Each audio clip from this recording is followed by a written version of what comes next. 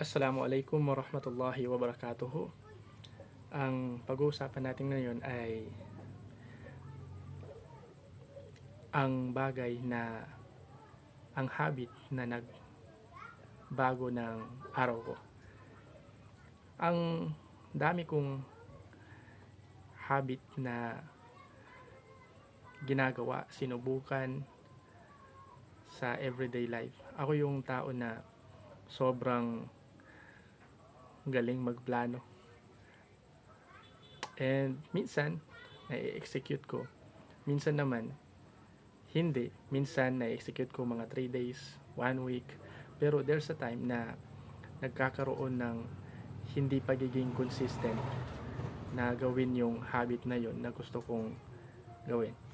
And ang habit na nagbago talaga ng araw ko ay unang-una ay ang pagtulog ng maaga. Yun talaga yung pinaka the best na habit na nagbago ng buhay ko. Pagtulog ng maaga. Ako, Muslim ako. And pagkatapos ng Isha, matutulog na ako. And kung hindi man, kung meron akong gagawin, like mag-study, matutulog ako mga 10 PM. Yun na yun. At kapag nakatulog ako, maganda yung gising ko. Pero minsan, nangyayari din na hindi ako nakakatulog ng maaga. At ang kagandahan ng pagtulog ng maaga, like matutulog ka ng maaga, 8 to 10 PM, maaga na yun sa akin. Matutulog ka ng maaga, fresh yung mind mo. At kapag fresh yung mind mo, makakapunta ka doon sa, makakapunta ako sa pagsasala sa Fajr. At nakakagawa ako ng mga bagay na dapat kong gawin, yung nasa schedule ko. Kasi ang schedule ko ay pagkatapos kong magsala ng Fajr, ay nagbabasa ako ng Quran. At hindi ko magagawa yun kung hindi ako natulog ng maaga. Kasi nakakaano na parang tinatamad ka na gawin yung mga bagay na yon dahilan sa hindi maganda yung tulog mo, hindi kompleto yung tulog mo, at tinatamad ka. Ang gusto mo, pagkagising mo, kung hindi ka natulog ng maaga, ay magtulog ulit. Yun yung choice na nangyayari. At isa din sa bagay na habit na nakapagbago rin sa akin ay ang pagkontrol sa cellphone.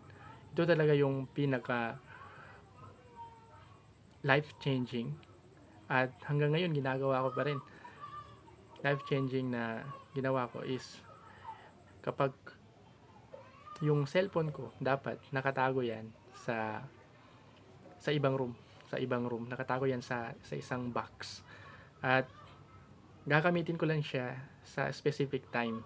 Ngayon ginagamit ko lang siya pag nasa 5 na nasa 5 na, doon ko lang siya ginagamit. 5 PM 5 PM na. At ginagamit ko rin siya kapag 5 AM to 8, kasi yung study ko is 8 hanggang sa 12, and magla-lunch and mag-study naman sa 1 hanggang sa 5. So ginagamit ko yung cellphone ko sa paglalakad, kasi nag-aano ako ng podcast. Nakikinig ako ng podcast, specifically Islamic history. At kasi kapag hindi ko nagagawang kontrolin yung cellphone ko, nakukuha lahat nung oras ko. Nag-scroll ako, ang dami-dami kong ginagawa dito, at hanggang sa wala na akong nagagawa sa oras ko, sa araw ko.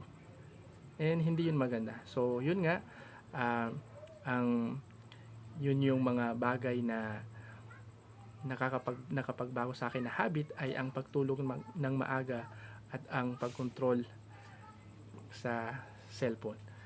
No? So yun lang.